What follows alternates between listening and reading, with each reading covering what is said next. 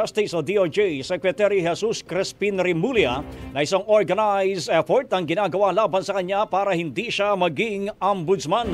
Ito ay matapos na siya isampahan ng reklamong kidnapping ni acting Davao City Mayor Basti Duterte maging ang iba pa ang mga miyembro ng gabinete. Sa isang press briefing, sinabi po ni Remulla na ang ginawa ni Duterte ay isang forum shopping na naglalayong i-shoot down o harangin ang kanyang pagiging kandidato sa pagka-ombudsman. Dagdag pa niya na lamang gawing imposible sa Judicial and Bar Council na makuha ang kanyang isinamiting mga requirements. Mababatid na isa ang kalihim sa mga aplikante at pinagpipilian para maging susunod na ombudsman. Ang bahaging ito ay hatid sa atin ng DriveMax Herbal Capsule. Lalaking angat, tumatagal.